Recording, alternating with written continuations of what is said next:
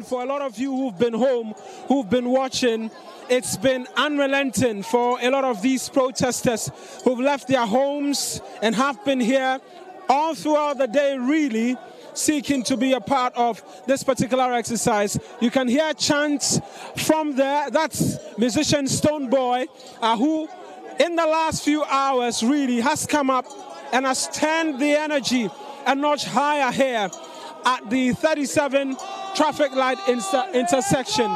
And with him, the crowd is back. They're chanting again the Arise Ghana Youth Anthem, which has been synonymous really with this particular protest from day one. I must mention that from the start of the protest on the very first day, not many anticipated that this could be possible.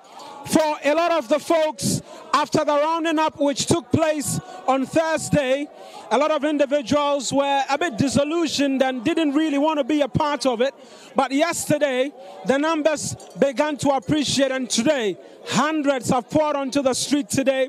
They've tried a number of times to be able to make their way through to the Jubilee House. Unfortunately, that has proven unsuccessful for quite a number of times that they've tried. They've tried alternative routes. At one point in time when they were moving, the police attempted to box them in, which almost got a lot of them, I would say almost, it got a lot of them incensed. And so for a lot of the times when they tried to go to the Jubilee House and it was unsuccessful, they decided to make this place the place of the protest, the 37 traffic light intersection, which has meant that there's been a gridlock for the most of today.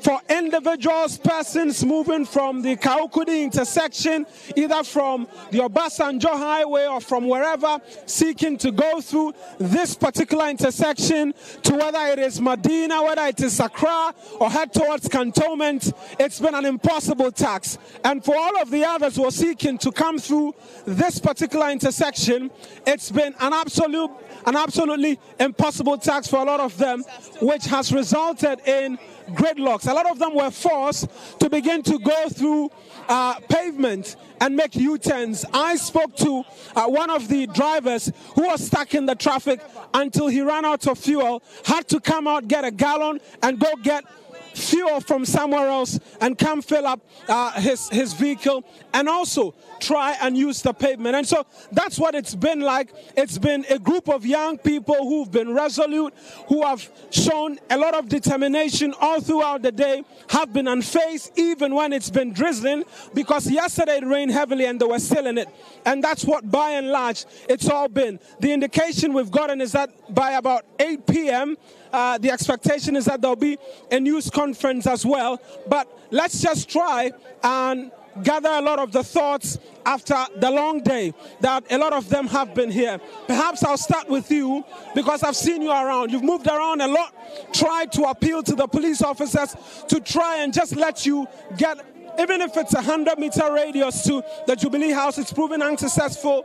How would you rate everything that you've done from Thursday to today?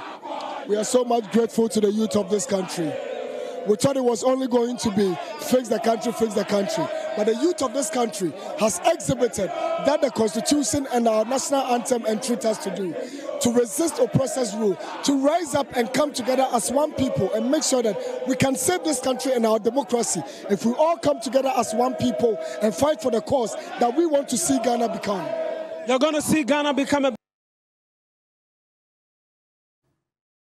Unfortunately, we seem to have lost the feed, which is the connection to our reporter, Eric Mana Igbeta, who was actually just interacting with some of the leaders of the protesters who've been at the 37 military hospital premises, or in fact, the precincts of the hospital for the last 8 to 10 hours, right from morning. So it's been a very busy day, just like the last two or the previous 2 days, and we'll hope to get a connection again as the demonstrators wrap up. We know they will be addressing the media then just around the time this bulletin comes to an end, so we'll update you on what exactly they are saying there.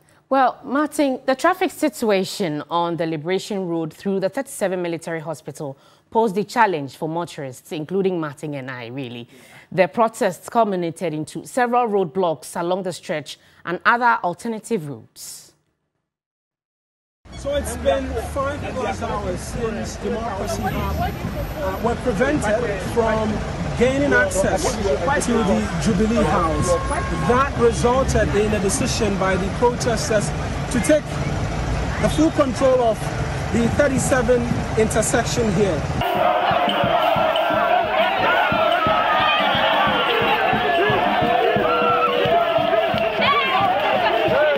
That has resulted in a huge gridlock of vehicles unable to move over the last 5 hours. A lot of them have been stuck in traffic, and persons who some are seeking medical attention have been forced to come down from their vehicles and walk by foot to get to the hospital to get access to healthcare. That's been what it's been like all throughout the day, as a lot of these demonstrators continue to make the case that allow us to get close to the Jubilee House and then we can come out of this place.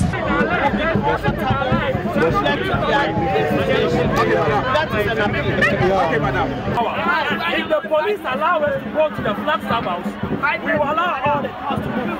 Simply, they cannot intimidate us. We are not timid, we are focused, and we are not going to allow any car to pass. Hence, they have as well maintained their resolve. We're going to try and get just a few words from a number of them. Bossman, how long were you in it? Because it looks like you I spent 2 hours. I was looking for a filling station to buy. I spent 2 good hours. Where did how many hours? 1 hour.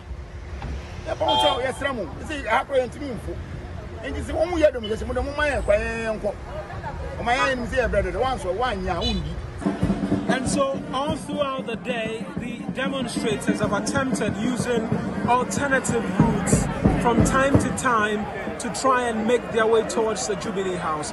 That has been unsuccessful for a very large part. They've tried through the Liberation Road, they've tried to go through the cantonment area, they've tried to use Kaukudi stretch.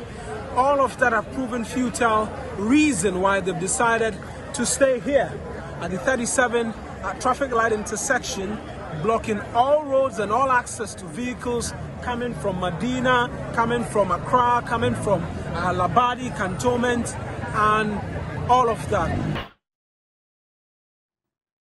Right, so it's been quite a hectic day, even for the protesters and the police service. So we have that connection again to Eric Mawanag, but as the demonstrators seek to wrap up today's activities. What's going on? Yes, Eric. You should remember that the Avenger of Blood has an open ear for those who cry to him for justice. So Ghanaians must wake up and cry for justice, because no one can surpass the boundary of justice. Right then, so a lot more, and these views are things that resonate with a lot of the guys. There's been different spheres as to which the concerns have come through, and the indication we get is that there's going to be another attempt again to try and go towards the Jubilee House and see exactly what it is that transpires. And so that's the indication that we get. There's going to be a push one more time to try and move again towards the Jubilee House. Just briefly as well, let me just pick thoughts from you. You've been here all throughout the day. Just make it brief. Well, thank you very much for telling me to make it brief.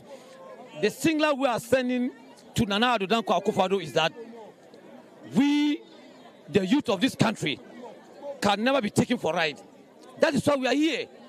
And for that matter, we want him to know that all the promises he promised us in 2016, 2020, he has not fulfilled those promises. And for that matter, we are telling him that he is not a proper and a serious head of state or president of Ghana. We are therefore sending a signal to him that we shall continue to demonstrate in this country until they solve the problems. My brothers and sisters, Ghanaians should wake up from their slumber. We are not joking. We are serious Ghanaians. And for that matter, Akufo-Addo cannot take us for a ride. Thank you, and God bless us. Right, so that's one of the protesters who've who've been here as well. I'll just allow equal representation here, female voice as well. You've been here as well, decided to be here throughout the day. Speak to us, the motivation, and what message really you're seeking to send. As Ghanaians, we've been quiet for so long.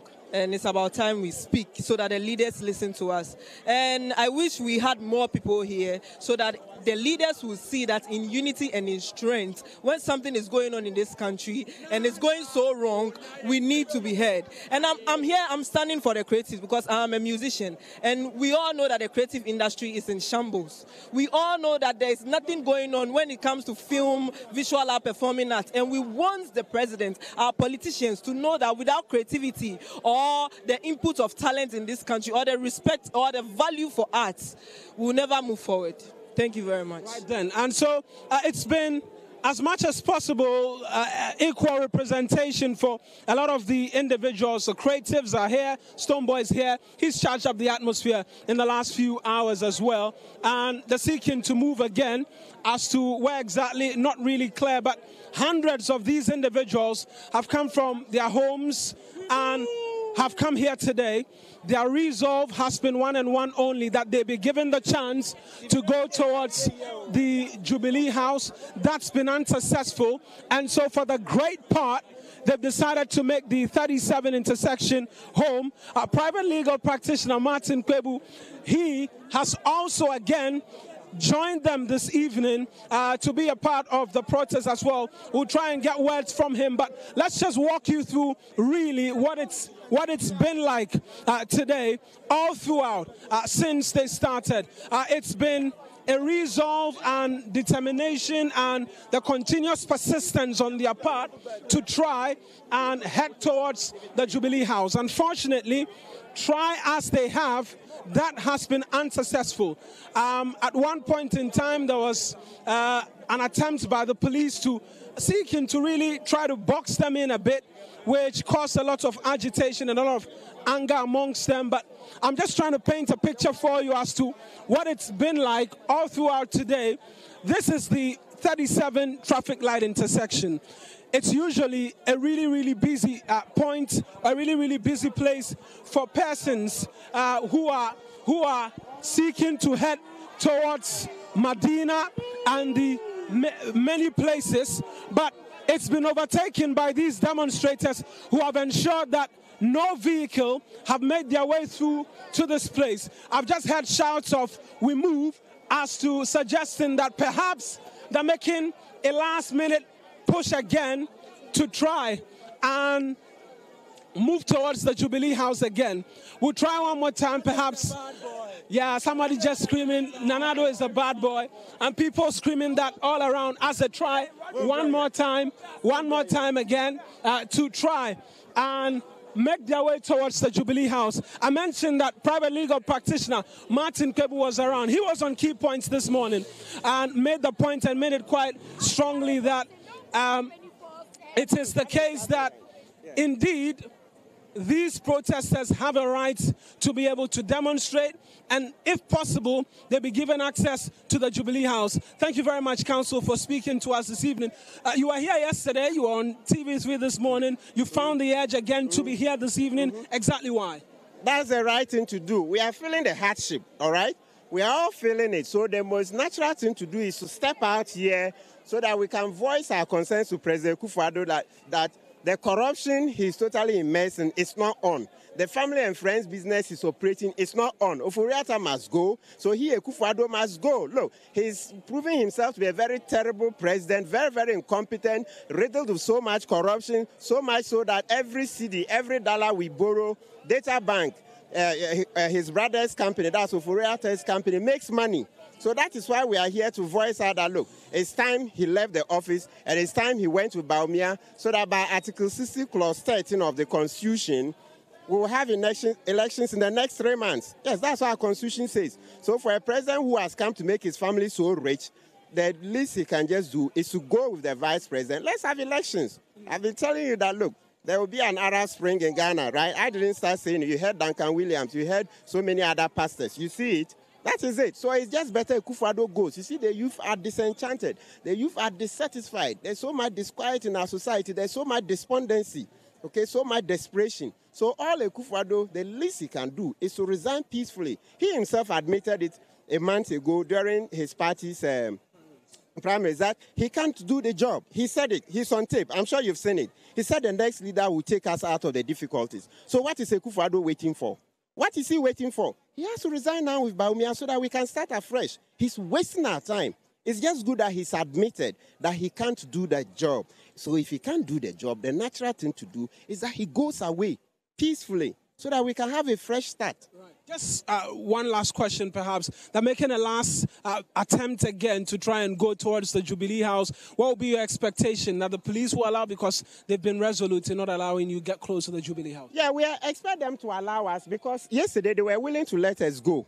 Yes, because they knew we're that peaceful. So I believe today that's it. Even today there've been talks that they will allow a certain number to go through. And we've always said it. We are very peaceful. We just need to have the Jubilee House in the background. So if we go about 50 meters to Jubilee House, then the cameras can capture. Then it will show that that is our property. It belongs to all of us. We are not coming to cause any violence. We are not coming to do anything. It's a peaceful protest that Akufo-Addo has to just do the honorable thing, which is what? He should resign. And so we should have Jubilee House in the background. People have demonstrated in front of the White House for over 100 years. Why not the Jubilee House? That's private legal practitioner Martin Kwebu. And so making a last-ditch attempt, we'll join them and get the details for you. But back to you in the studio, even as the protest continues. Thank you very much, Eric Mawana Egbeta, my colleague who's been with these demonstrators, the protesters, for the last 8 to 10 hours. So we will keep an eye on it. Hopefully before the bulletin ends, we'll also hear from them as they prepare to address the media on the next line of action for these protesters. So he spoke to Martin Kwebu, who is a private legal practitioner. Earlier in the day, though, he was on Key Point and says that the violent response by the police to the Occupy Jubilee House protesters constituted a breach of fundamental human rights and democratic process. He also called on the IGP, George Akuffo-Dampare, to apologize to the protesters who were just exercising their regular human rights. The Occupy Jubilee House demonstration, which entered its third day today, is to draw the attention of the country's leaders about the prevailing economic hardship.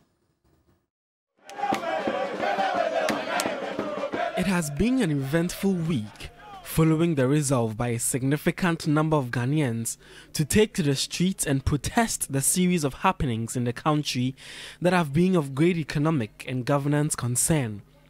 The protest, which apparently was supposed to be a peaceful walk to the Jubilee House, the seat of government, led to a contrastingly violent turn of events, which recorded many incidents of alleged human rights violations by the police. We should come and render an apology that, look, people of Ghana, I made a mistake. And it's normal. You're a fine man. It's just that you're human. You will make mistakes. When you did the yeoman's job in Asinov, yes, I praise you for it. But as soon as this disquiet in the police service, Mamiti West faction, COP Menses faction, and the other problems you've had came up, you see, I said, no, let's go into it because it will help you. Right. You mean well, but naturally, you are human. So the way you progress our democracy on Thursday, please, that one, the minimum you can do is to come and render an unqualified apology. But what is the basis of the allegations of human rights abuse?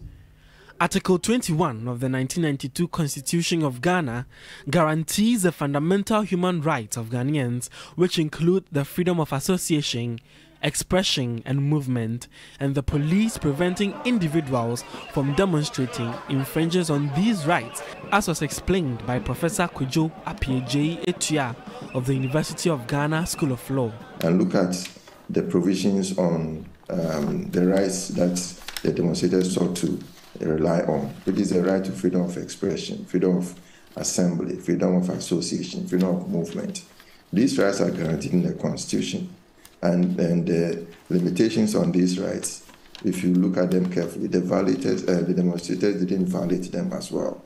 So the question is, where did the police find which law that they said the demonstrators violated?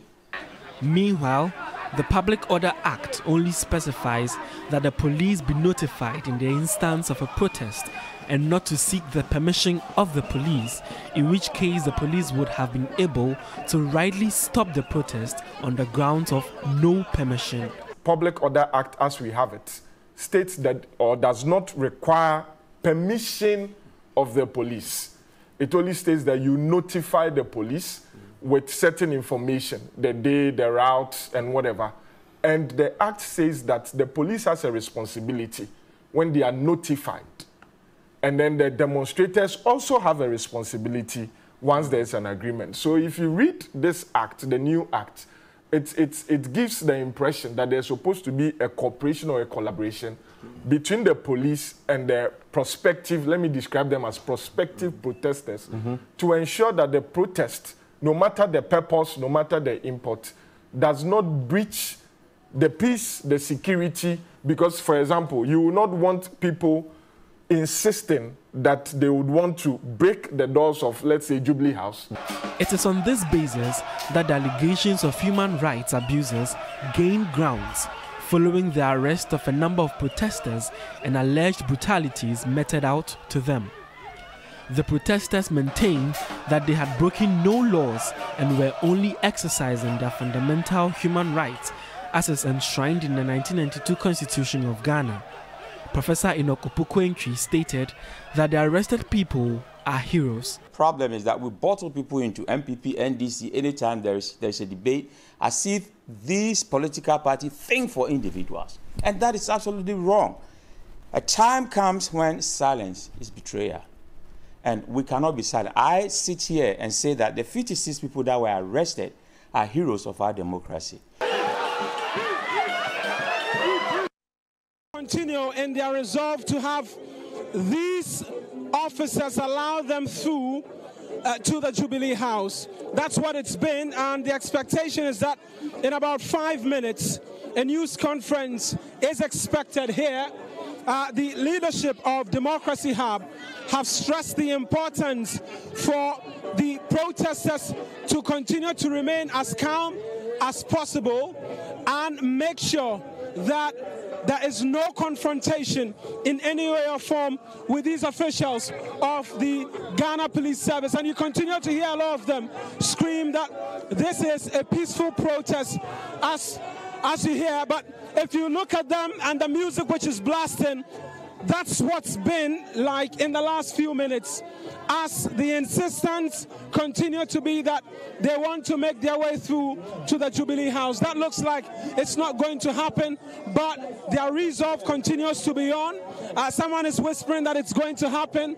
The candles are still being lit as they continue to chant really to these very loud blasting reggae songs here at the barricaded area, just a little meters away from the entrance to the 37 military hospital, headed towards the seat of government, that is the Jubilee House. And so in your shot are officials of the Ghana Police Service, the front men with the shields, and then there are men behind as well who are serving as reinforcements that should there be a breach, there is that push and these individuals can come in. A lot of these young people have continued to insist that they be given the chance to make their way. Let me just find out from one of them, why are you still insisting?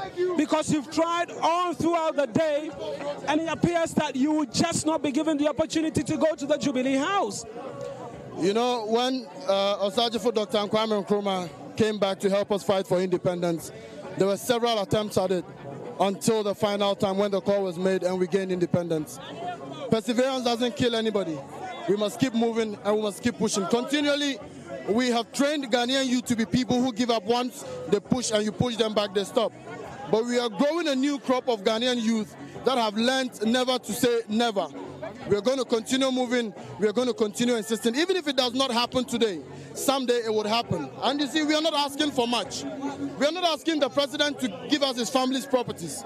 We are not asking him to walk into the Bank of Ghana and fetch all the money in the Bank of Ghana for us. All we are asking for is an opportunity for every single Ghanaian youth, irrespective of where is it that you're coming from, whether you're from Bunkurgu Yoyo, whether you're from Tengelento, whether you're from wherever it is, get access to quality education, get access to potable water, get access to quality healthcare, get access to employment opportunities. These are the things that we are asking for. We are not asking for much. And these are basic rights that we are entitled to as citizens of this country. We pay taxes, and it hurts when you pay taxes and you do not see these taxes being put to use. These are the things we are concerned about. And for me, I'm very disappointed in the Ghana Police Service, and I will tell you why.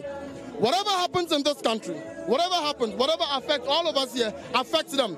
Perhaps they are even worse affected than it. Look, I have seen where they stay. I have seen the salaries that they take. I have seen the conditions that their families are in. And if anyone should be supporting us, it should be the Ghana Police Service.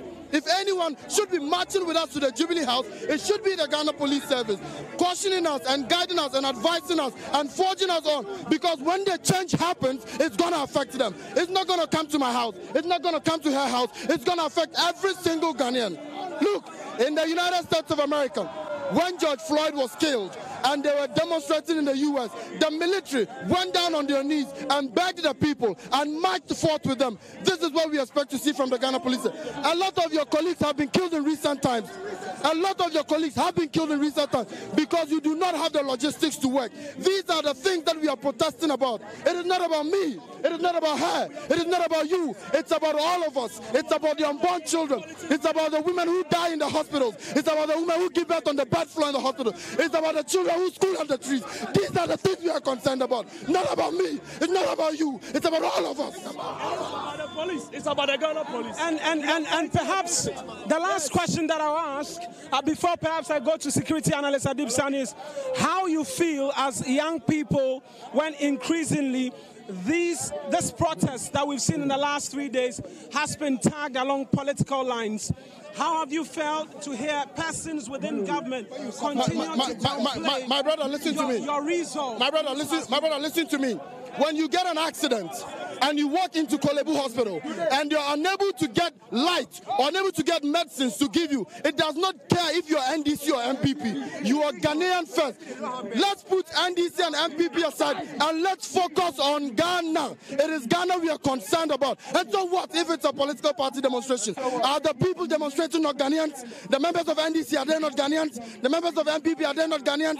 CPP, are they not Ghanaians? The problems, do they know NDC and MPP? The problems affect every single one of us. So I don't care if it's NDC, I don't care if it's MPP. It is Ghanaians that are suffering, and we are Ghanaians first before anything. We are Ghanaians first. Thank you very much.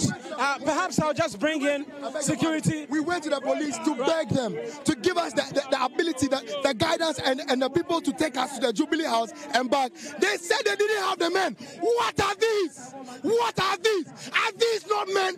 Are these not men who could have stood by us, walked by us to Jubilee House? Thank you very much. I'm done. Mr. Sani, you've been listening in to these young people who continue to stress that this is about Ghana. You've been here, you've witnessed.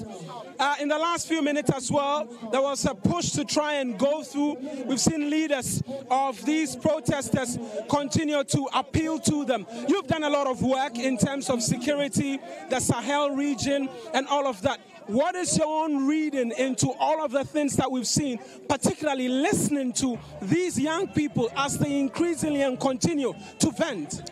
Well, there is an incontrovertible fact that they're suffering. The level of poverty is rising. The level of youth unemployment is also going up. The abuses of the rights of the people. So surely there are some legitimate concerns that needs to be addressed. Unfortunately, when you exhibit certain dictatorial tendencies, it has the possibility of creating an atmosphere which can be very unstable and pose a serious security risk to the country. That is why when people are hungry, it is important you allow them to express their hunger through protest. But when you make a conscious, deliberate attempt, much more like a government effort, to stifle dissent, it becomes very dangerous, okay? We pray that what is going on in other countries doesn't happen in Ghana.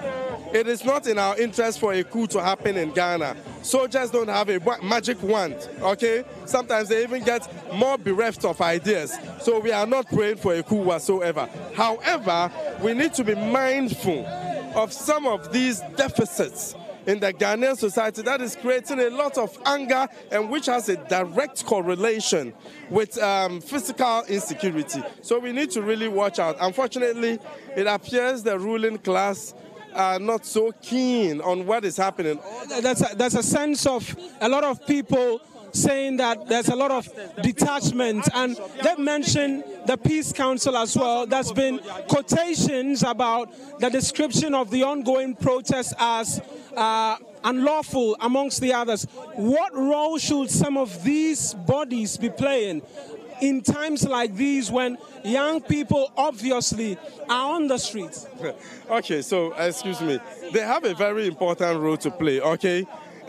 Institutions such as the NCC has become a political tool. I mean, it makes you wonder whether they really exist. That is why I've always even contended that government should give that money to CSOs. They can do a better job than the NCC and other institutions. You see, when you don't do things according to certain principles based on convictions on what you think is right or wrong, then you are easily bought.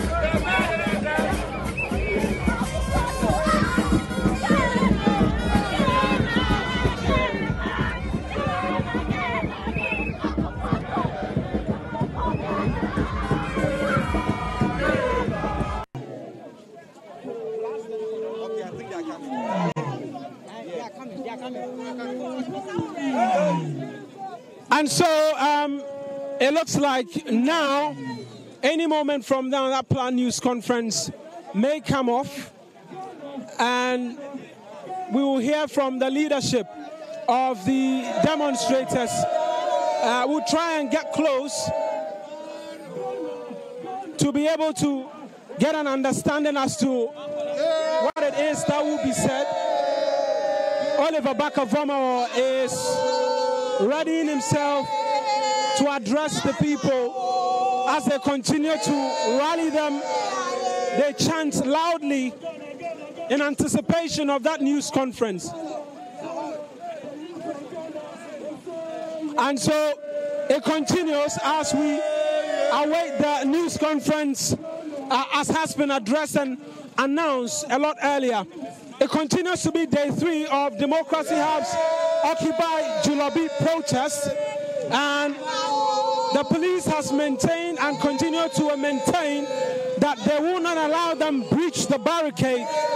Reason why there's been a standstill here over the last 30+ minutes, as a lot of these individuals, as they continue to make the point that they will make their way through the barricade and go to the Jubilee House. It's late, and they continue to say that they will go. They continue to say that they will go, and we will see what really happens from here on. But we continue to await the start of the news conference and what is expected to be the announcement of the next line of action of these individuals, as today marks the last day of the protest, and then we can get an understanding as to exactly what it is. And so we're getting the indication that they are going to be facing this side now, so we have to move again and try to capture it all for you as we seek to get really what the next line of action would be from